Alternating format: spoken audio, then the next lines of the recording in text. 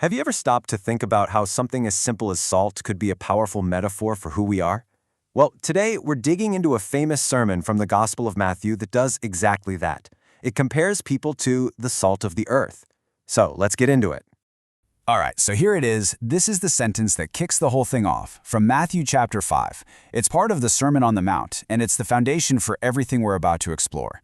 It sounds simple, right? But believe me, it is packed with meaning. Okay, so first things first. Who is the you in "You are the salt of the earth"? Well, according to this sermon, it's not a message for just anybody. It's aimed squarely at believers. And it's not just a nice little compliment. It's meant to be a core part of their identity. And that leads to the big question, doesn't it? Of all the things to compare someone to, why salt? It feels a little random at first, but it's not. Not at all. Salt has some very specific, very unique qualities that give this whole metaphor its power. This is where it gets really interesting. The sermon unpacks this whole idea by focusing on 6 different qualities of salt. Each one of these physical properties is a mirror for a spiritual idea about how a believer's life can affect the world. So here they are, the 6 big ideas. From being essential for our bodies to literally melting ice, each of these qualities is going to show us a different side of what it means to be salt of the earth. Let's dive in and take them one by one. First up, and this one is fundamental. Salt is absolutely essential for life.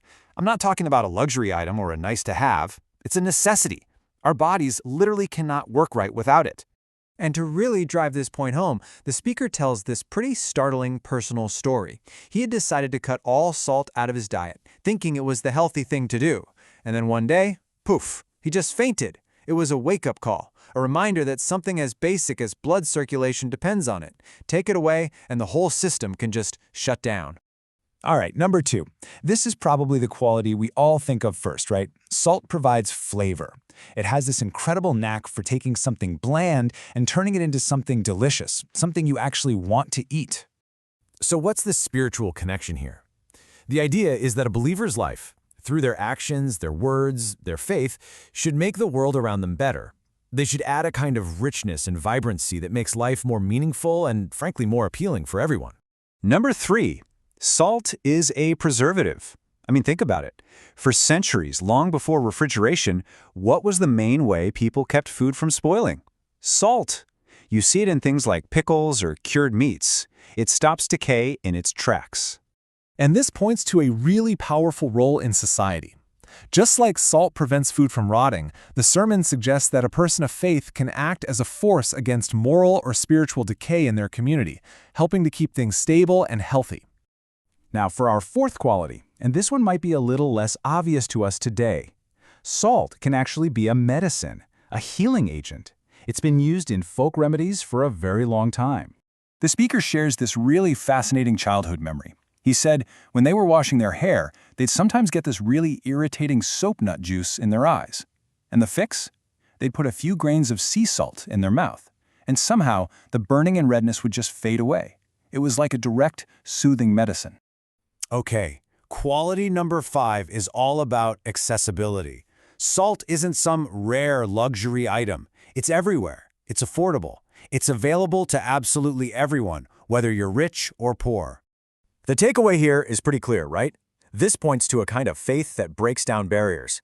Just like salt is found in every kitchen, a believer should be accessible and willing to help anyone and everyone, no matter who they are or where they come from. And finally, we're at our 6th quality. Salt has this amazing ability to melt ice. And not just any ice, but especially the dangerous hidden kind that makes pathways treacherous. The sermon brings up the perfect example: black ice. That stuff is terrifying because you often can't even see it's there. And what do we use to get rid of that hidden danger on our roads? Salt. The parallel is that a believer can help dissolve those unseen dangers, conflicts, problems in a community, making it safer for everyone. Okay, so we've just walked through all of these amazing, positive roles that salt can play. But then, the sermon takes a turn, a pretty serious one. It shifts from what salt is to what happens when it stops being what it's supposed to be. This question comes right from the verse itself, and it really ups the stakes. It's a rhetorical question, and the implied answer is you can't. If salt loses its essential saltiness, its purpose is gone. It's basically game over. And there's really no middle ground here. The contrast is incredibly stark. Salt is either flavorful and doing its job, or it's tasteless and completely worthless. And in the context of the verse, that tasteless salt just gets thrown out. So what does this tasteless state even look like? The sermon describes it as a faith that's inconsistent, something that only shows up during a crisis. Or maybe it's a faith that's just for show, or even one that's become nothing more than a hollow, empty tradition. And this is where this entire massive metaphor gets boiled down to a single, very personal point of reflection. It stops being a general teaching and becomes a direct, individual question. This really brings the focus right to the here and now. The point being made is that having a long history of faith is great, but it doesn't count for much if it's not active today. The real question is always about the present moment. And so that leaves us with the central challenge of the entire sermon. It's a question that really forces you to look inward and ask, am I living out those positive qualities? Am I preserving and healing and adding flavor to the world around me? Or have I somehow lost my purpose? It's definitely a question worth thinking about.